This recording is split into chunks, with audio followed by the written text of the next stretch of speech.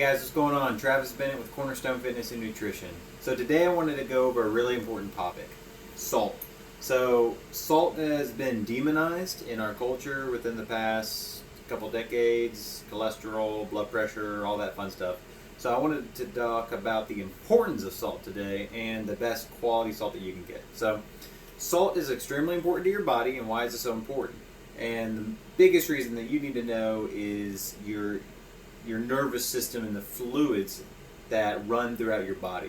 So your nervous system, within it, your nerves are talking to each other, they're communicating with each other, and they're also communicating to your brain, and that's through electrical signals. And that's why if you ever drink Gatorade, Electrolytes or Powerade or something like that, the electrolytes that they're promoting are what is supposed to benefit that communication between nerves and your brain and all that stuff. So salt, the electrolytes are actually made up of chloride and sodium, and that is the same components of salt. So electrolytes and salt can kind of be used interchangeably. So salt is really important for the nerves and the communication within your body like that. So it's also important when it comes down to water retention. So inside your body, when you're consuming a lot of carbohydrates, water retention is bad because carbohydrates retain water. So if you're eating a lot of carbs and you're also eating a lot of salt, that's what can be detrimental to your health. That's not good.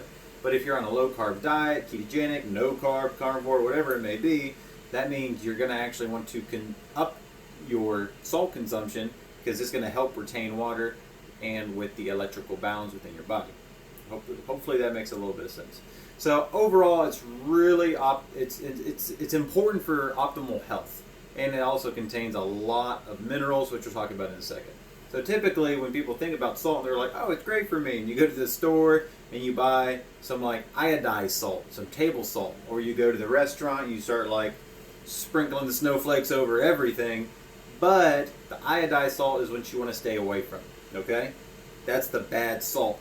The bad salt is obtained from salt mines, and then it's processed, and through the processing, they actually eliminate all of the trace minerals that is good for you inside of your body. And after they take out all of those trace minerals, they add in a couple of different chemicals in order to prevent clumping.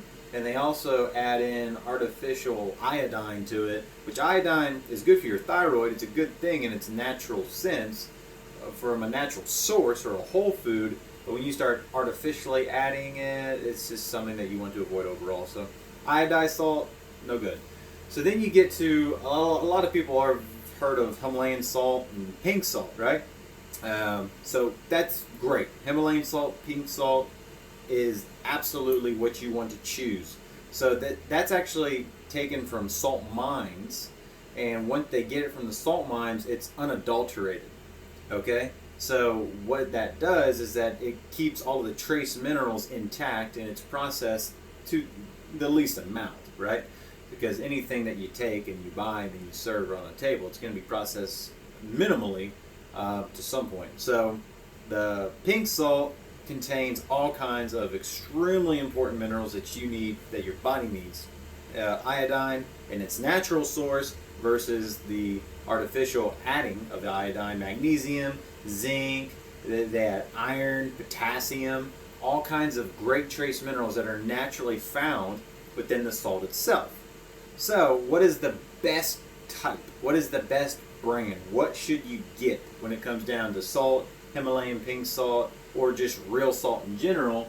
And this is the best that you can get. This is Redmond's real salt.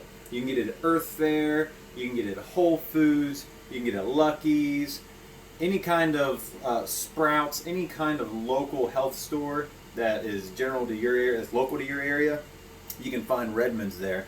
It's a single sourced real salt that's mined from an underground ancient sea out in Utah. It's actually really cool. It's, like I said, it's single source here, mined in the USA. They own the entire property, so they're able to actually take the salt and then distribute it out, so it's unadulterated completely.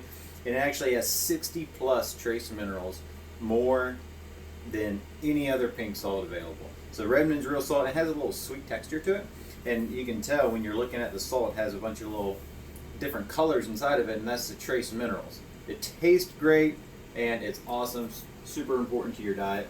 If you are, fun fact, if you're on a low carb diet or a no carb diet, and you're feeling yourself feel really weak during the day because maybe you're intermittent fasting, you're not really consuming anything, take like a gallon of water and take 2 teaspoons of the Redmond's real salt and just add it in there, shake it up, and drink it. You really don't taste it, and it makes you feel significantly better. So overall, I hope that this has been beneficial, that you learned something about salt. Salt's not bad. Everything has a context. You just need to understand it. So hopefully this has benefited you. So if you have any questions, please just comment, let me know. And I hope you all have a great day. Thank you.